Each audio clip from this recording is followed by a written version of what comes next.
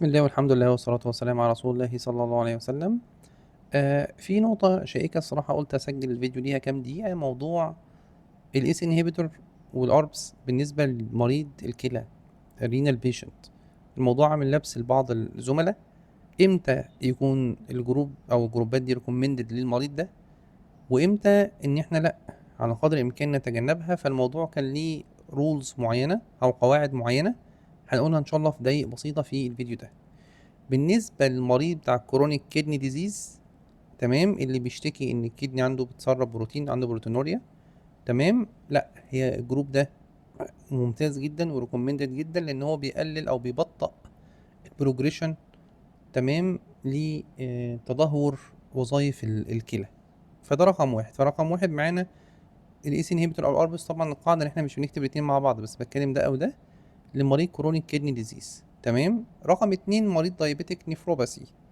تمام. احنا عارفين ان الدايابيتس مع الوقت بيعمل نيوروباثي، بيعمل نفروباثي، بيعمل ريتينوباثي. فطبعا مريض الدايابيتك نفروباثي، تمام، فده بيحسن جدا عنده او بيقلل جدا من تسريب الكدني للالبيومين. تمام.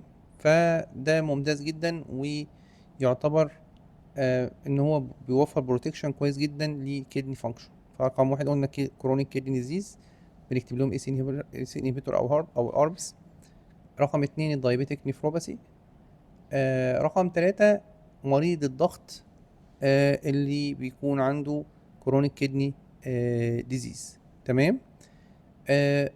مريض الهارت فيلير او مرضى الهارت فيلير، وطبعا ليهم تفصيل طويل عريض، فاحنا الصراحة بنسيب الموضوع دوت للكارديولوجيست. تمام. بس عادة بنكتب لهم اس انهبيتور، بس الموضوع بواسطة الكارديولوجيست، لأن الموضوع بيبقى الروشتة بتاعتهم والمانجمنت الكامل بتاعهم بيبقى تبع دكتور القلب.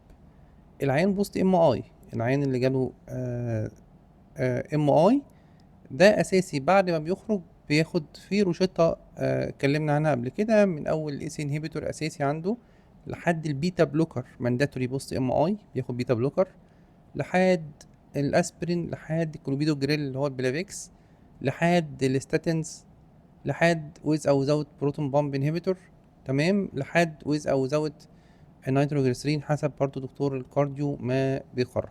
فدي اهم الحالات، على تفاصيل طبعا او على تفصيل، اللي هي بتحتاج ان هي تاخد او ريكومندد ان احنا نديها اي سي انهبيتور او اربس، لان بيكون نيفرو بروتكتيف.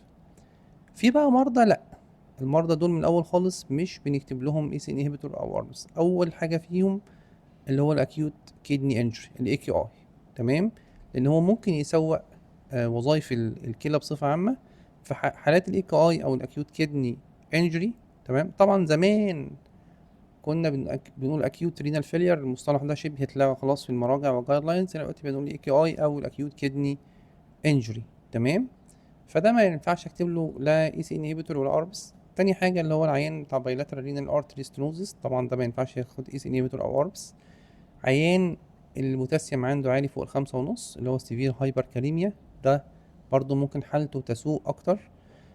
بعض المرضى، خلي بالك يا دكتور، لان احنا في اول مريض خالص قلنا كرونيك كيدني ديزيز، فواحد يقول لي يا دكتور يعني حتى لو الدنيا متدهوره عندك خالص، هقول لك لا، في حالات الادفانسد كرونيك كيدني ديزيز، تمام، وخصوصا لو الاي جي في ار اقل من 30، فالتعامل هيكون بحذر جدا مع الجروبات دي. وطبعا مش هنكتب له الجروبات دي. وطبعا يفضل لو جالك، لو انت لسه جي بي او فاميلي دكتور، الحاله دي حولها لدكتور الكلى، امراض الكلى، هو اللي هيتعامل مع المريض ده في تظبيط الضغط، او لو عنده انديكيشن تاني لان هو محتاج اي سي انهبيتور او اربس، هو اللي يتعامل معاه في الجروب ده. ولكن في حالة الادفانسد كرونيك كيدني ديزيز تبقى عارف، اللي هي بيكون اي جي في ار فيها اقل من 30، في حالة الستيج 4 فما فوق، في الحالة ديت مش بندي للجروبات للبيشنت دول اي سي انهبيتور او اربس. طبعا في حالات البريجنانسي كونترا انديكيتد، الموضوع تراتوجينيك يا جماعة، في جروبات معينة. وكنت عامل لهم نوت قبل كده، وكنت عامل لها برضو ان شاء الله نعمله فيديو مستقل عن اهم الادويه اللي هي تراتوجينيك، اللي هي مهما كان تخصصك ما ينفعش تجهلها. من ضمنها الاي سي انهبيتور والاربس للسيدات الحوامل during pregnancy، ممنوعه ممنوعه ممنوعه، وخصوصا في السكند والثيرد ترايمستر. ده كان يعني فيديو بسيط كده من ضمن سلسلة الفيديوهات القصيرة، بحيث برضو الناس تقدر تسمع الفيديوهات. نتجنب الفيديوهات الطويلة على قدر الإمكان. لو انتوا عاوزين فيديوهات طويلة لتوبكس طويلة معينة، اكتبوا في الكومنتات إن شاء الله على قناة اليوتيوب، وإن شاء الله بنقرأها وبنسجل لها فيديوهات مستقلة بيها.